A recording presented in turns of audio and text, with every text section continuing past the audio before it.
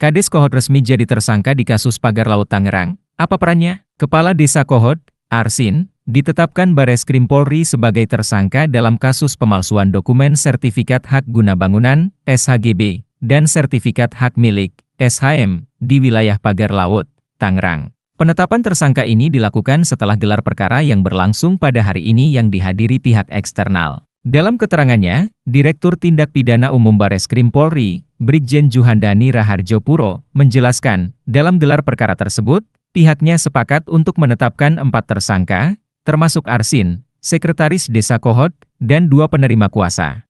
Juhandani menjelaskan, Arsin sebagai terlapor diduga membuat surat palsu yang dicetak dan ditandatangani sendiri, yang kemudian digunakan untuk mengajukan permohonan pengukuran dan pengakuan hak ke Kantor Pertanahan Kabupaten Tangerang. Dalam penyidikan, polisi telah memeriksa 44 orang saksi dan menggeledah 3 lokasi, termasuk kantor desa dan rumah kepala desa Kohod. Dari penggeledahan tersebut, sejumlah barang bukti disita, termasuk dokumen rekapitulasi transaksi keuangan desa Kohod.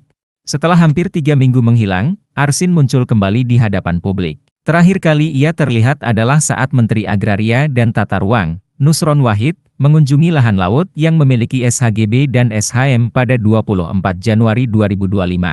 Dalam konferensi pers di kediamannya pada 14 Februari 2025 lalu, Arsin memberikan klarifikasi terkait penghilangan dirinya. Kepala Desa Kohod diduga terlibat dalam membantu penerbitan surat izin palsu di lahan pagar laut Tangerang.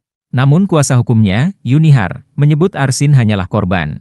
Arsin telah diperiksa sebagai saksi oleh polisi terkait kasus dugaan pemalsuan surat izin proyek pagar laut di Tangerang. Polisi menyebut pemalsuan surat izin berupa sertifikat hak guna bangunan, SHGB, dan sertifikat hak milik, SHM, pagar laut sudah terjadi sejak 2021 sampai saat ini. Setelah pemeriksaan, kuasa hukum Arsin menyebut kliennya sebagai korban dalam kasus pagar laut Tangerang tersebut. Menurut dia, Arsin dikelabui oleh pihak ketiga yang berinisial SP dan C dalam penerbitan sertifikat di lahan dekat pagar laut Tangerang.